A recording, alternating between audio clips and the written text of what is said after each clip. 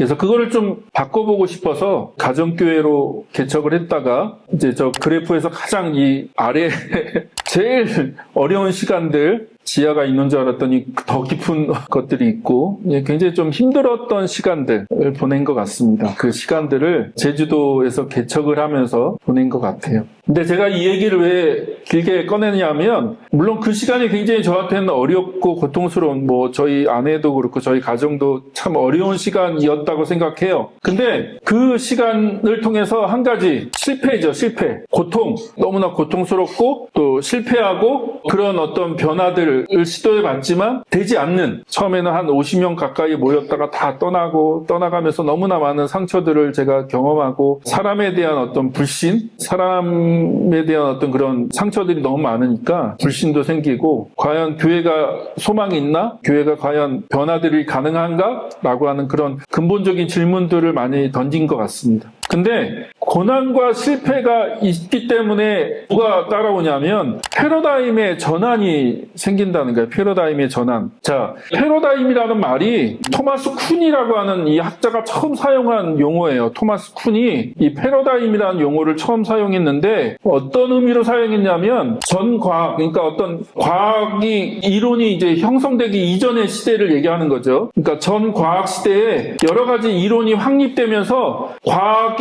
이론들이 이렇게 세워진다는 거예요. 그런 과학의 이론들, 예를 들면 가장 대표적인 게 저 밑에 나온 것처럼 천동설에서 지동설로 가는 겁니다. 원래는 천동설을 믿었잖아요. 근데 과학이 발전하면서 별들을 계측하고 태양을 이제 살펴보고 여러 가지 천체를 살펴보니까 이게 천동설이 아니라는 걸 알게 된 거죠. 천동설이 아니야, 지동설이야. 태양을 중심으로 도는 거지 지구를 중심으로서 도는 게 아니야 라고 하는 걸 이론적으로 확립한 거잖아. 이론적으로 그걸 확립을 하면서 패러다임이라고 하는 게 생긴 거죠. 패러다임. 문제는 뭐냐면 그게 계속 가는 게 아니라는 거예요. 좀 시간이 지나다 보면 그 패러다임의 위기가 온다는 거예요. 위기. 패러다임을 흔드는 여러 가지 이상 현상들, 다른 어떤 현상들을 발견하게 되는 거죠. 과학이 발전하면서. 그러면서 어떻게 해요? 그 전에 있던 패러다임이 흔들리는 거죠. 막 흔들려. 그리고 그런 패러다임의 위기를 통해서 새로운 패러다임의 전환이 일어난다는 거예요. 패러다임은 무슨 의미가 있냐면 특정 시대나 분야에서 지배적인 사고체계, 그러니까 대부분의 사람들이 그렇게 생각하고 있고, 또 그렇게 사고하는 어떤 사고의 틀, 또 이론적인 체계, 그거를 패러다임이라고 한다는 거예요. 그 시대에 사람들이 다 공통적으로 갖고 있는 어떤 생각과 사고와 현상을 바라볼 때 현상을 해석하고 평가하는 틀들이 공통되게 갖고 있다는 거예요.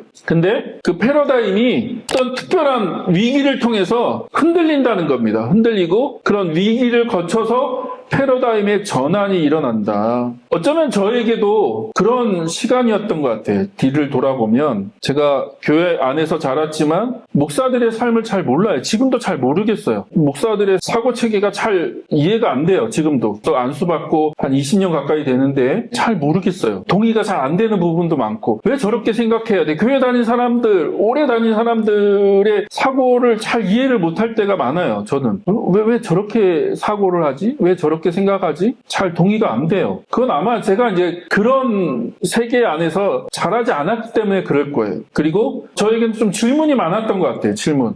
교회에서는 질문하면 안 되죠. 특히 이제 부목사가 담임 목사한테 질문하면 안 되거든요. 혼나요.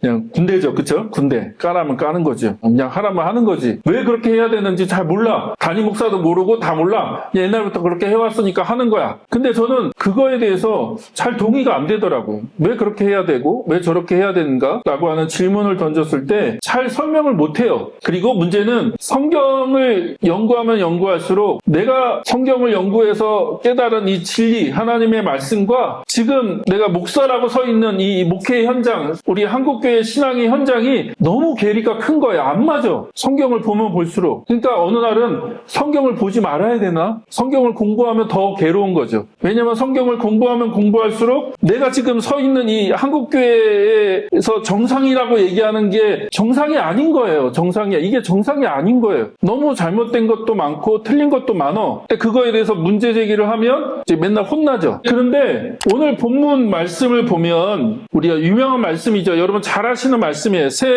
포도주는 새 부대에 담아야 된다. 새 옷을 잘라서 낡은 옷에 대지 않는다. 뭐 그러면서 예수님이 말씀하신 건데, 한 가지 우리가 오해하고 있는, 이 본문을 오해하고 있는 것 중에 하나는 뭐냐면, 오늘 말씀을 자세히 잘 읽어보면 예수님이요, 낡은 옷하고 묵은 포도주가 잘못됐다고 얘기하는 게 아니에요. 낡은 가죽 부대가 잘못됐다고 얘기하는 게 아니에요. 새 포도주가 맞다고 얘기하는 것도 아니에요. 무슨 말인지 이해되세요? 근데 예수님이 두 가지를 대비하긴 해요. 두 가지. 지금 두 가지를 대비해서 새 포도주를 낡은 가죽 부대에 담지 않는다. 왜냐하면 새 포도주가 발효가 아직도 안 됐기 때문에 낡은 가죽 부대를 찢어버린다는 거예요. 터질 수도 있다. 그렇기 때문에 새 포도주는 새 부대, 새 가죽 부대에 담아야 돼라고 말씀하세요. 이 말씀을 하실 때 이 배경이 뭐냐? 그 앞에 말씀을 보면 금식에 대한 문제를 들고 오거든요. 예수님께 질문해요. 요한의 제자들하고 바리새인들이 금식합니다. 금식하는데 왜 당신의 제자들은 금식하지 않냐는 거예요. 당신의 제자들은 왜 금식하지 않습니까? 자, 당시 유대인들에게 있어서 경건이라고 하는 것을 유지하려고 할 때 하나님 앞에서 경건한 삶, 의로운 삶을 살기 위해서는 세 가지가 중요했어요. 하나는 구제, 하나는 금식, 또 하나가 기도예요. 기도. 그래서 산상수훈 5장, 6장에 보면 예수님이 산상수훈을 얘기하면서 뭐에 대해서 얘기해요? 팔복 끝난 다음에 뭐에 대해서 얘기해요? 구제, 기도, 금식에 대해서 얘기하거든. 이 세 가지. 왜냐하면 당시 유대인들이 하나님 앞에서 경건한 삶을 살기 위해서 이 세 가지를 굉장히 중요하게 여겼거든요. 이들이 금식하는 걸 굉장히 중요하게 여겼어요. 금식. 그러니까 오늘날에 우리가 생각하는 그런 금식 아닙니다. 우리의 그 뜻을 관철시키기 위해서 하나님을 협박하는 그런 도구로 우리가 자꾸 금식하는데, 그런 금식 아니에요. 경건, 하나님 앞에 자기를 낮추고 자기를 하나님 앞에 이렇게 내려놓는, 하나님 앞에 자기의 의와 자기의 어떤 교만과 그런 것들을 낮추는 의미에서의 금식이에요. 그래서 그들이 1회에 뭐 2번씩 금식하고 뭐 날짜를 정해서 금식하고 그렇게 금식을 해왔다고요. 그걸 굉장히 중요하게 여겼어요. 중요하게.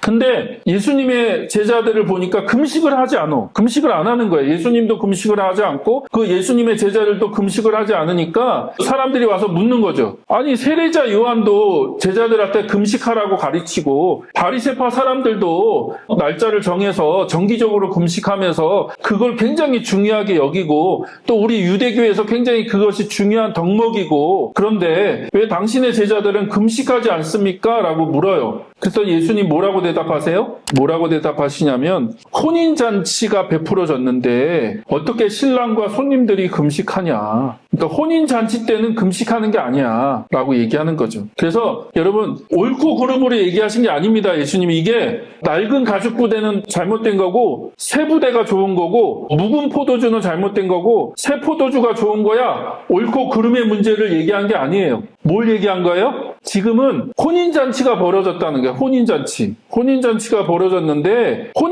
벌어졌는데 왜 금식하냐는 거예요. 왜 금식하냐. 그럼 무슨 의미입니까? 그러면서 예수님이 이 낡은 가죽 부대와 새 포도주에 대한 얘기를 하신 거거든요. 그럼 무슨 의미예요? 하나님 나라에 대한 이해를 가져야지 이 본문이 이해가 돼요. 하나님 나라. 왜냐하면 예수님이 지금 새로운 시대를 가지고 오신 거예요. 새 질서, 새로운 시대를 시작하셨고 새 질서를 가지고 오셨다는 거예요. 하나님 나라. 지금 이 시대에 옛 질서가 있고 옛 시대잖아요. 그렇죠? 히브리 말로 올람 하제라고 하는데 이 시대, 우리가 살아가는 이 시대에 예수님이 오는 시대, 올람 하바라고 하는데 올람 하바를 가지고 오신 거예요. 오는 시대, 하나님 나라를 가지고 오셨어요. 근데 그 하나님 나라가 뭐예요? 새로운 시대를 여셨다고요. 새로운 시대. 구시대, 옛날 시대를 끝내시고 새로운 시대를 여셨어. 새로운 질서를 예수님이 가지고 오신 거예요. 하나님이 통치하시는 새로운 시대가 열렸고 그게 하나님 나라야 라고 하는 걸 예수님이 말씀하시는 거예요. 그렇기 때문에 옛날 시대에는 너희가 금식해, 그거 틀린 거 아니야. 잘못된 것도 아니야. 너희의 경건을 위해서 하나님 앞에서 너희가 경건하게 살아가기 위해서 그렇게 날짜를 정해놓고 금식하는 거 나쁘지 않다는 거야. 나쁘지 않아. 틀린 거 아니야. 근데 예수님이 여기서 얘기하시는 건 새 시대가 시작됐어. 새 질서가 시작됐어. 라고 얘기하시는 거예요. 그러므로 새 시대, 그러니까 하나님 나라를 옛날 질서 안에다 담을 수 없다는 거예요. 너희들이 옛날의 패러다임, 너희들이 갖고 있는 옛날의 기준, 그걸 가지고 가지고는 하나님 나라를 담아낼 수가 없어. 하나님 나라를 이해할 수가 없어. 라고 얘기하는 거예요. 그러면 예수님이 가지고 오신 하나님 나라, 새 포도주죠. 그렇죠? 새 포도주를 어디에다 담아야 된다? 새 부대에 담아야 돼. 라고 얘기하신 거예요. 새 부대. 그러나 우리가 잘 알고 있는 것처럼 신약 성경에 나오는 많은 유대인들이 그거를 이해를 못했죠. 자기가 갖고 있는 옛 부대, 낡은 가죽 부대, 그걸 가지고 하나님 나라를 이해하려고 하니까 이게 담아지지가 않는 거예요. 담아지지가 않는다. 이해가 되지 않는다. 예수님이 가지고 오신 하나님 나라가 이해되지가 않는 거예요. 그래서 결국 그들은 예수님을 십자가에 죽였죠. 근데 저는 오늘날도 마찬가지라고 생각합니다. 하나님은 새롭게 일을 하세요. 새 일을 하세요. 어떤 시대 안에서, 인간의 시간 안에서 하나님은 새롭게 일하세요. 근데 문제는 인간이 그것을 담아내지 못한다는 거죠. 오늘날 저는 시대의 놀라운 변화 가운데 있다고 생각합니다. 많은 교회들이 그거를 두려워하죠. 이 시대의 변화를 두려워하고 이 변화 안에서 우리가 그동안 갖고 있었던 신앙의 전통들과 기준들이 막 흔들리잖아요. 담임 목사님들 모임에 가면 다들 걱정이에요. 교인들이 교회에 잘 안 나와. 코로나 이후로 교회를 안 나오고 교회가 지금 계속해서 숫자가 줄어들고 있고 겉으로 보기에 그동안 한국교회가 갖고 있었던 모든 것들이 막 흔들리고 있다고 생각하거든요. 흔들리고 있어. 지금 막 뿌리째 흔들리고 있어. 라고 생각해요. 맞아요. 그렇게 뿌리째 흔들리고 있어요. 근데 그게 옛날의 전통적인 방식에서의 기둥들이 흔들리는 거죠. 그러니까 우리가 옛날 패러다임 안에 있으면 그게 막 두려울 수밖에 없어요. 야, 한국교회가 계속 이렇게 숫자적으로 줄어들고 고령화가 너무 심각한 거죠. 줄줄이 은퇴가 남아있고 저분들이 은퇴하시면 다 교회가 문 닫을지도 모른다는 위기 안에 있어요. 그러니까 지방에도 지금 계속 숫자가 줄어들 거예요. 교회 숫자가 계속 줄어들 수밖에 없어요. 굉장히 큰 위기라고 느끼겠죠. 근데 패러다임을 좀 바꿔보면 하나님께서 지금 새로운 어떤 변화하는 시대 안에서 새로운 일들을 하고 계신 거 아닐까? 우리의 과제는 뭐냐면 패러다임을 바꾸는 거예요. 우리가 갖고 있는 패러다임을 바꿔야 돼. 근데 이게 잘 안 바꿔져요. 근데 방금 얘기했죠? 패러다임은 언제 바뀐다고요? 위기가 와야 돼, 위기가. 지금 위기가 와야 되고, 고통이 와야 되고, 고난이 와야 돼. 내가 갖고 있는 패러다임이 작동이 안 될 때, 아, 이게 실패했다. 이게 안 되는구나. 라고 하는 이 위기 앞에 서 있어야지 질문을 하게 되거든요. 사람이 질문을 하게. 내가 갖고 있는 패러다임이 작동을 안 하면 다시 질문을 하게 돼 있는 거예요. 그래서 제 얘기를 잠깐 드렸습니다. 제가 그런 어떤 패러다임의 전환이 개척하고 너무 어렵거든요. 너무 어렵고 너무 고통스럽고 제가 전통교회 안에서 자라서 그 전통교회의 패러다임과 그 신학과 신앙과 그 틀 안에서 나름 새롭게 바꿔서 교회를 해본다고 했는데 안 되는 거예요. 안 되는 거. 안 되고 실패하고 너무 고통스럽고 너무 아프고 그러니까 뭐가 일어나요? 패러다임 전환이 일어나거든요. 저는 감사하게도 그때 하나님 나라라고 하는 것으로 패러다임 시프트를 한 거죠. 쉽게 말하면 패러다임의 전환. 패러다임이 완전 해체해야 돼. 해체하고 다시 이게 새롭게 조립해야 되는데 그게 쉬운 일은 아닙니다. 거의 죽는 것 같아요. 죽음이라고 표현해도 될 정도로 굉장히 고통스러운 시간이에요. 나라고 하는 것이 해체된다는 게 절대 쉬운 일이 아니에요. 그러나 그런 시간을 겪어야지 패러다임의 전환이 일어난다. 저는 한국교회의 가장 큰 숙제가 무슨 프로그램을 바꾸고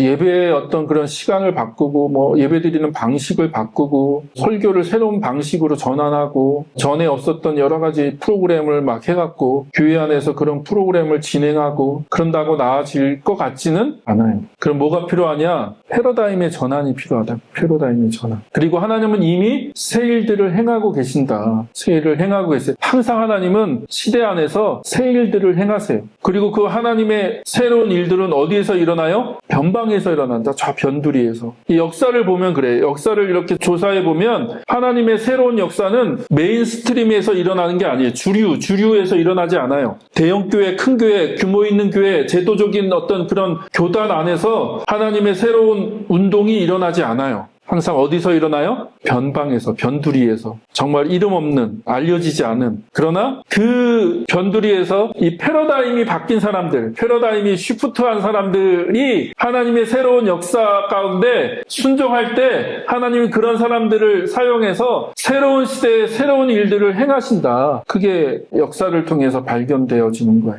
그러면 하나님은 지금 저 변두리 가운데 어디선가 일을 하고 계실 거예요. 우리는 이제 자꾸 대형교회들, 그러니까 저는 대형교회 주도하는 그런 것들은 끝났다, 이제 그만해라. 예를 들어서 곧 있으면 곧 시작하는 땡땡땡 기도회가 있습니다. 강남의 어느 교회가 큰 TV 막 경품으로 나눠주면서 막 유명하다는 사람 나와서 막 이제 간증하면서 이제 한 달 동안 기도회를 해요. 근데 저는 이제 그런 시대는 끝났다, 이제는. 그런 시대는 끝났다. 그게 틀렸다는 얘기 아닙니다. 그러니까 계속 얘기해 드리는 게, 오늘 본문이 낡은 가죽 부대가 필요 없다고 얘기하시는 게 아니에요. 오늘 39절에서도 예수님이 그렇게 얘기하시잖아요. 이게 굉장히 재밌는 거예요. 39절. 묵은 포도주를 마시고 나서 새 포도주를 원하는 사람은 없다. 묵은 포도주를 마신 사람은 묵은 것이 좋다고 한다. 그러니까 이게 뭐가 틀리고 뭐가 맞다고 얘기하시는 게 아니에요. 예수님이 강조점은 새 포도주라는 거예요. 새 포도주, 새 일. 하나님이 새 일을 행하셔. 지금 너희들 가운데 새 일을 행하셔. 그게 뭐예요? 예수님을 통해서 시작된 하나님 나라. 단편적인 예를 들면 그들의 생각은 이 하나님 나라, 다윗 왕국이 정치적으로 임할 거라고 생각하는 거죠. 이 로마의 제국을 하나님이 그냥 다 깨부시고 팔레스타인 이 땅에 다윗 왕국, 정치적인 다윗 왕국을 하나님이 회복시키실 거야 라고 생각을 했지만, 예수님을 통해서 시작된 하나님 나라는 어떻게 임했어요? 정치적으로 임하는 게 아니잖아요. 그런 나라가 아니거든요. 그런 메시아 나라, 그런 메시아 왕국을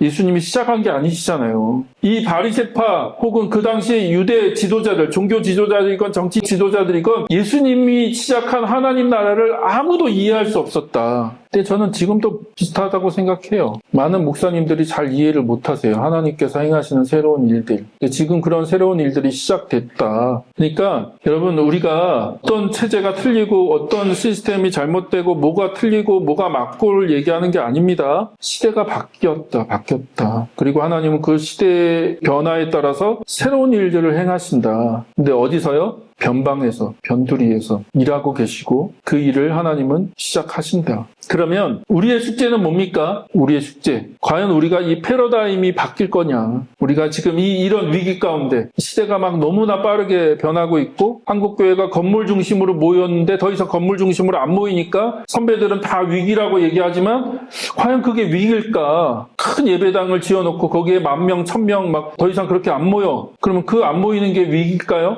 그러니까 그게 진짜 위기라고 생각하지 않는다는 거. 시대가 바뀐다. 시대가 바뀌고 시대가 달라지는데, 오늘날 한국교회를 보면 그 시대를 전혀 감도 못 잡고 시대의 변화에 따라가지는 못한다. 하나님은 막 새로운 일들을 행하시는데, 새로운 역사들을 시작하시는데 그런 것들에 대해서 수용도 못하고 자꾸 방어적으로 가니까 다 공격해야 돼. 다 비난하고 공격하고. 그러니까 점점 한국교회가, 이것도 어느 정치를 얘기하는 게 아닙니다, 자꾸 극으로 가는 이유가 이 공격적으로 방어하려고 하는 거예요. 방어. 이게 절대적인 거야. 절대적이지 않아요. 낡은 가죽 부대가 되면 새 부대로 바꾸는 거예요. 바꿔야 돼. 저는 과연 여러분 안에 패러다임 시프트가 일어나고 계시는지, 그런 사고의 전환, 제가 가능하면 하나님 나라 복음을 자꾸 계속 얘기하는 이유가, 우리가 그전에 갖고 있었던 전통적인 신앙의 틀을 이제는 좀 여러분이 정리하셔야 된다. 새롭게 정립하셔야 되고 바꿔야 된다. 그럼 뭐로 바꿀 거냐? 하나님 나라로 바꾸고, 그걸로 우리 시대를 이해하고 시대를 평가하고 새로운 패러다임을 가지고 그걸 바라볼 때 하나님께서 우리들 안에 어떤 일들을 행하시는지, 하나님께서 어떤 역사들을 시작하시는지 그때 보이겠죠. 그래서 여러분 안에 그런 놀라운 변화들이 있기를 소망하고 축복합니다.